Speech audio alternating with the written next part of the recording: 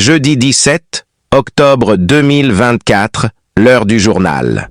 Les gardes-côtes sauvent et rapatrient en Haïti 169 migrants. Mercredi 16 octobre, l'équipage du garde-côte Valiant a rapatrié 169 personnes en Haïti, qui ont été secourues le samedi 12 octobre par l'équipage des gardes-côtes du district 7 du Margaret Norvel au sud des îles Turques et Caïques, alors que l'embarcation surchargée dans laquelle les Haïtiens en situation migratoire irrégulière se trouvaient prenait l'eau. Escroquerie. Usurpation d'identité. Le bureau de communication de la conseillère présidente, Régine Abraham, alerte le public qu'un individu mal intentionné utilise la photo de la conseillère présidente sur un compte Facebook frauduleux pour solliciter des fonds en son nom. Le bureau invite le public à faire preuve de vigilance face à ces actes d'escroquerie et l'encourage à les signaler aux autorités compétentes.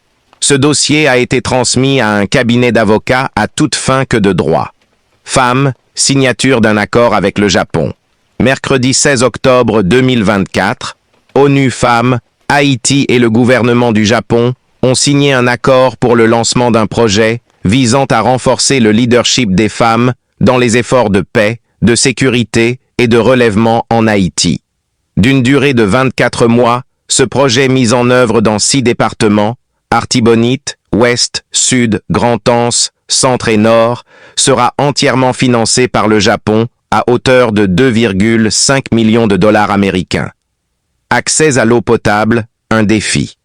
L'accès à l'eau potable reste un défi en Haïti, en particulier dans les zones rurales. L'Agence américaine pour le développement international, USAID Haïti, via le programme Amélioration des services de santé, relève ce défi en introduisant une approche innovante et peu coûteuse, le Tipi Tap, contenant avec un robinet, dans les foyers, écoles et communautés.